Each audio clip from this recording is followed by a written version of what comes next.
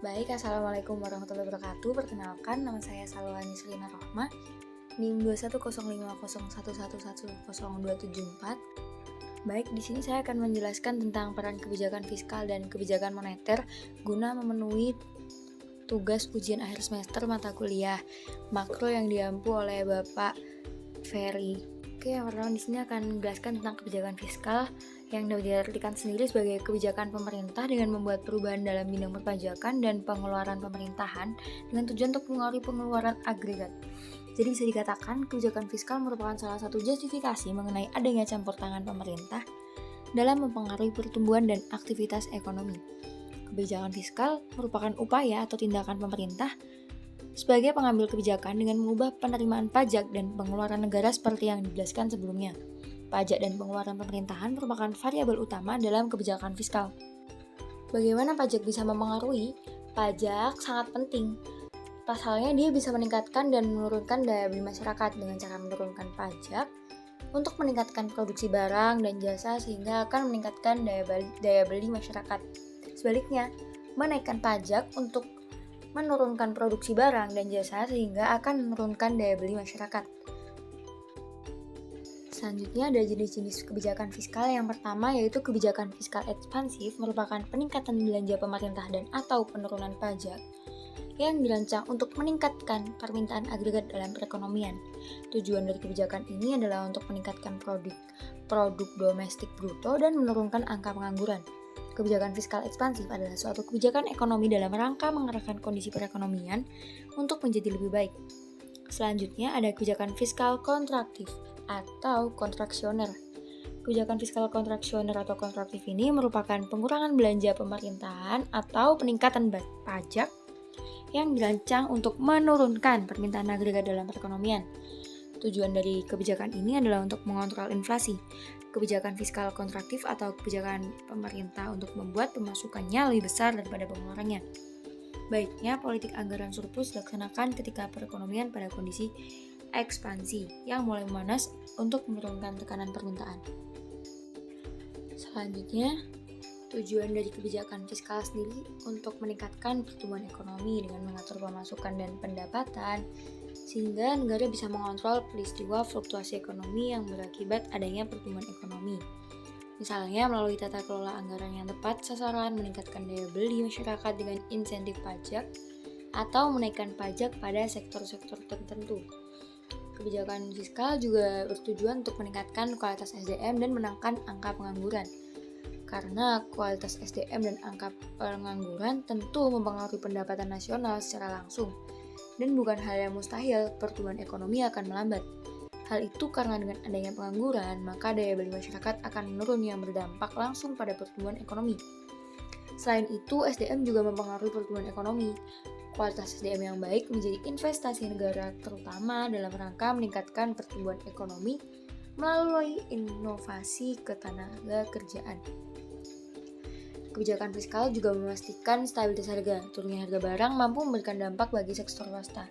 Namun, harga yang meningkat juga bisa meningkatkan inflasi. Di sisi lain, inflasi juga memberi dampak keuntungan seperti menciptakan lapangan kerja.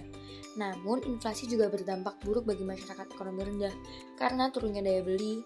Meningkatkan laju investasi juga merupakan tujuan dari kebijakan fiskal.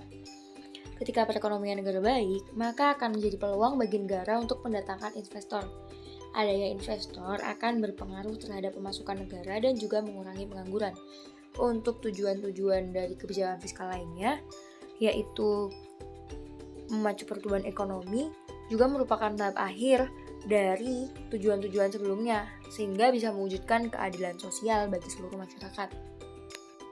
Dengan cara lain, kebijakan fiskal ini bisa mengontrol pemasukan dan pengeluaran negara agar mencapai tujuan ekonomi negara yang lebih baik. Hal ini dapat dilakukan dengan menyusun kebijakan yang tepat sasaran dan berdasarkan hasil pengkajian penelitian. Contohnya dengan meningkatkan produk domestik bruto atau PDB negara dan PDB per kapita, meningkatkan serapan tenaga kerja, menjaga stabilitas harga, menjaga kestabilan ekonomi secara nasional, memacu pertumbuhan ekonomi negara, membantu mendorong laju investasi seperti yang telah dicantumkan. Selanjutnya ada kebijakan moneter, merupakan salah satu yang dilakukan guna mengatasi permasalahan ekonomi dengan tujuan utama nilai rupiah yang stabil. sesuai yang tertera pada Undang-Undang Nomor 3 Tahun 2004 Pasal 7 tentang Bank Indonesia. Kebijakan moneter adalah upaya atau tindakan bank sentral sebagai pengambilan kebijakan dalam mempengaruhi variabel moneter untuk mencapai tujuan ekonomi tertentu. Variabel di kebijakan moneter yang dimaksud adalah uang yang beredar, suku bunga, kredit, dan nilai tukar. Selain yang disebut sebelumnya, kebijakan moneter juga memiliki beberapa tujuan lain, yaitu penyediaan lapangan kerja, stabilitas harga, dan keseimbangan neraca pembayaran. Pengendalian moneter dapat dilakukan dengan berbagai cara, diantaranya operasi pasar terbuka. Operasi pasar terbuka ini merupakan salah satu kebijakan yang diambil oleh bank sentral untuk mengurangi atau menambah jumlah uang yang beredar di masyarakat dengan cara melakukan pembelian atau penjualan sertifikat Bank Indonesia, atau dengan melakukan pembelian penjualan surat berharga yang dijual di pasar modal. Pengaturan jumlah uang beredar melalui dua mekanisme, yaitu kebijakan moneter ekspansif atau juga kebijakan moneter konstruktif. Kebijakan moneter ekspansif yaitu kebijakan dalam rangka menambah jumlah uang, sedangkan kontraktif yaitu suatu kebijakan dalam rangka mengurangi jumlah uang yang beredar. Disebut juga dengan kebijakan uang ketat atau tight money policy.